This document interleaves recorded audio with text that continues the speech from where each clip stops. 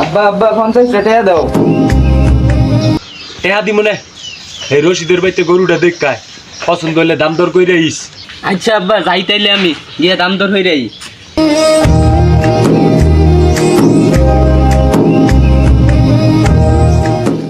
মাশাআল্লাহ সুন্দর হইতো গরুর চেসেস মেসেজ, এত সুন্দর গরু। ভাই আপনার গরুরে খাওয়াইন কি? আমার গরু তো আমি বিদেশি আইসক্রিম ছাড়া খাওয়াই না। আপনি ঘাস দিলেন যে অনেক গরুরে? এটা কি যেমন তেমন ঘাস মনে করছেন? এটা উগান্ডা থেকে আনানো ঘাস। তা ভাই গরুর দাম কেমন?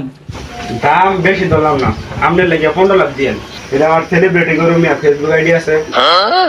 কি কই সেলিব্রিটি গরুই তো আমার লাগবো, এই বাড়ির কুরবানির দে আমার হিট গরু এটা। তাইলে এই গরু আমি শিওর। ঠিক আছে, আপনি যেই দাম কইছেন এই দাম আমি আরো 2 টাকা বাড়ায় দিমু।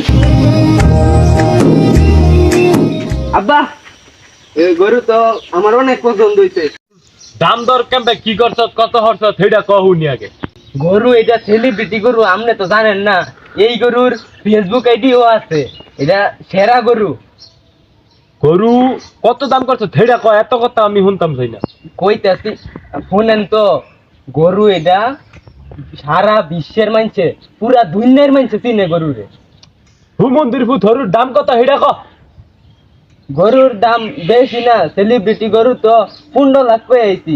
গোলামের ভূতে কয় কিরে 50,000 টাকার গরু বলে হাই 15 লাখ টাকা কই আইছে।